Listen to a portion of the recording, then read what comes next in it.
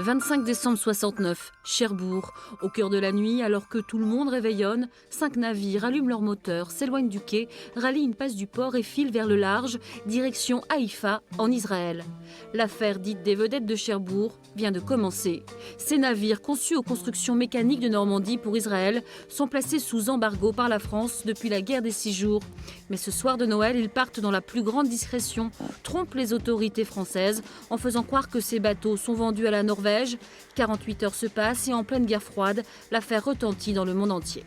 Et Cherbourg est alors traversé de journalistes qui filment des quais vides, interviewent des gens qui ne veulent pas parler, la plupart du temps, donc ça donne des fois des images d'archives assez amusantes.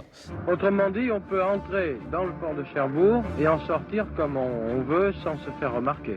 Vous savez, quand la nuit tout faisait éteint, il n'y a pas tellement de moyens pour repérer un bateau. Les Cherbourgeois se taisent. Ils n'ont rien vu, rien entendu. Tandis qu'après 6 jours de mer, les 5 vedettes arrivent triomphalement à Haïfa. Israël a récupéré ces bateaux. Des bateaux qui vont jouer un rôle décisif pour ce tout jeune pays expansionniste. En but à l'hostilité de ses voisins arabes, ce sont ces vedettes qui assoient le leadership israélien dans la région durant la guerre du Kippour en 1973, en remportant la bataille missile contre missile.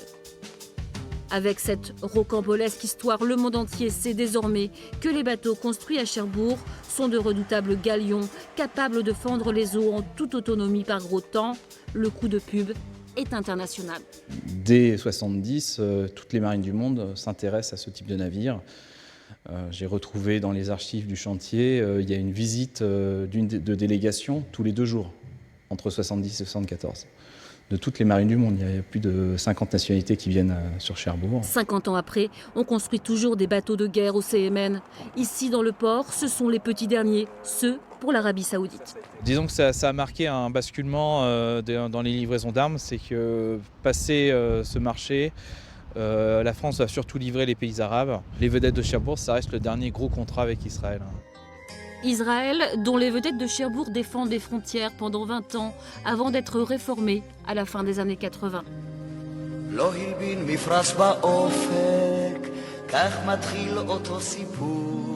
Elle reste dans l'histoire la référence en matière d'embargo contourné.